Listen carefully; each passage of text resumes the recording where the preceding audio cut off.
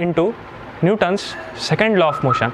Newton's second law of motion states that the rate of change of momentum is directly proportional to the applied force and it acts in the direction of force.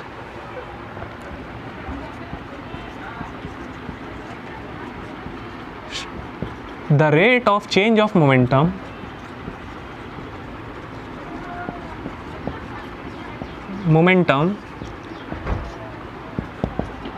is directly proportional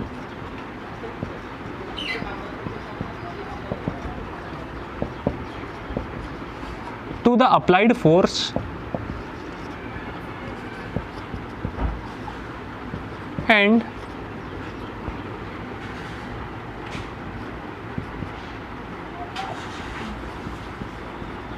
and takes in the direction of force. This is the complicated definition of second law, but I will simplify it. ठीक है, the rate of change of momentum is directly proportional to the applied force and takes in the direction of force. Here the keywords are momentum, force. So इसको एकदम से simplify करने की कोशिश करूँगा. So what is momentum? Momentum basically, if we go according to the formula, it is P is equal to mass into velocity.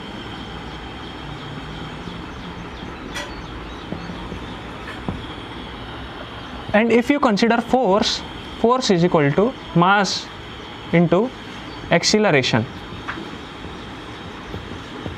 So basically momentum is one of the component of force only, क्योंकि momentum में mass into velocity है और velocity का mass force का mass into acceleration है, तो velocity acceleration के अंदर ही आती है. Therefore momentum is one of the part of force. अब मोमेंटम है क्या actually? If you go by definition then it states that the amount of the quantity of motion carried in a body. Momentum is the quantity of motion in a body. अब इसके बाद example से समझेगा कि momentum है क्या. सी,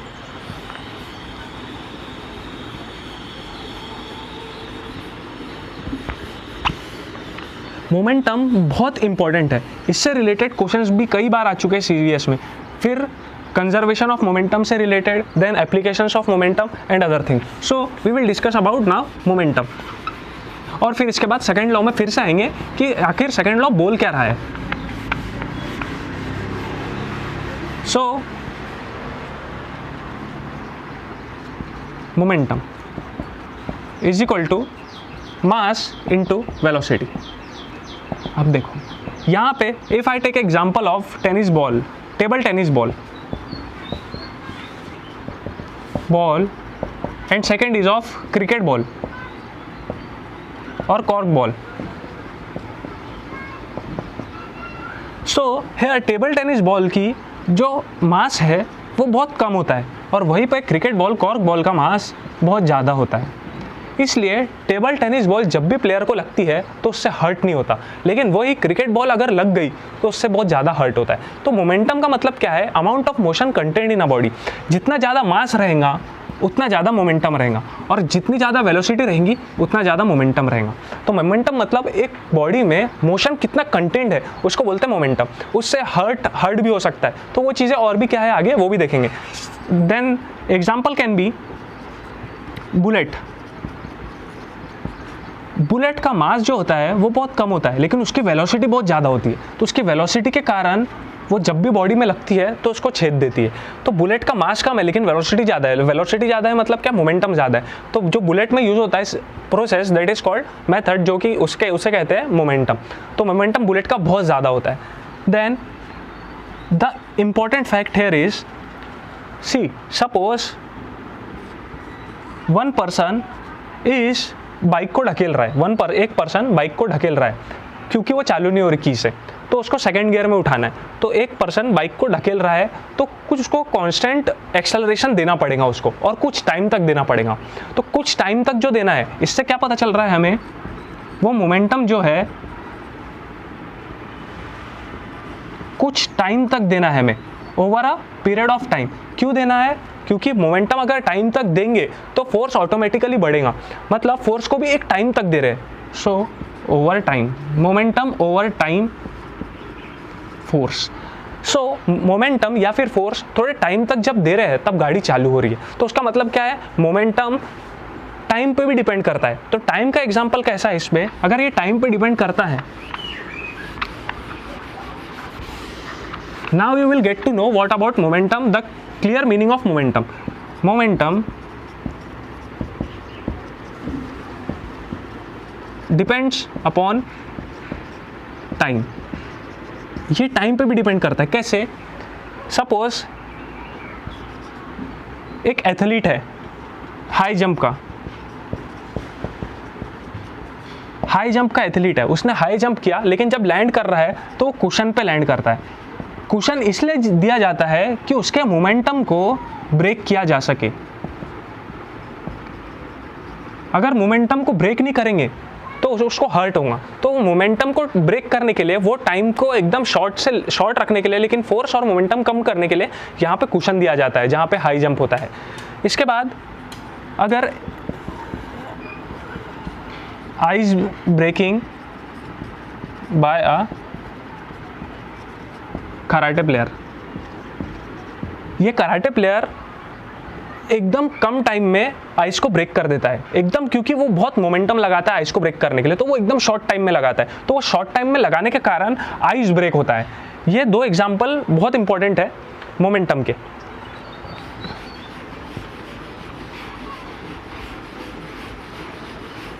तो momentum का मतलब, momentum is the amount of motion contained in a body.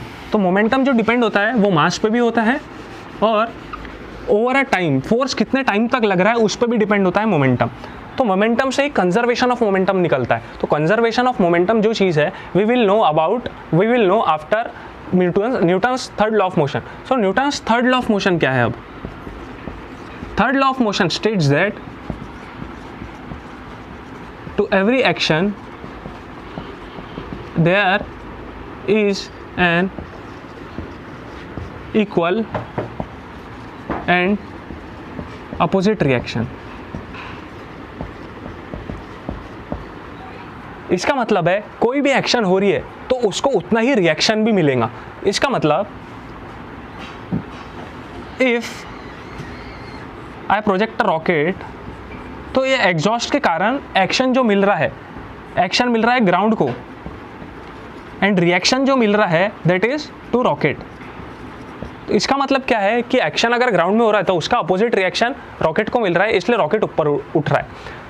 अब इसमें जो इंपॉर्टेंट चीज़ें हैं, थर्ड लॉ ऑफ मोशन में ये कहा गया कि हाँ, जो एक्शन और रिएक्शन है are always on two bodies, two different bodies.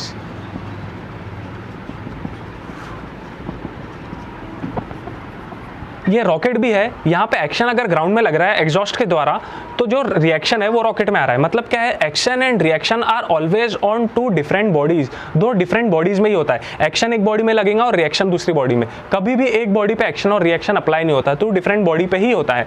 इसका और एक एग्जाम्पल देखेंगे, if you are in a boat and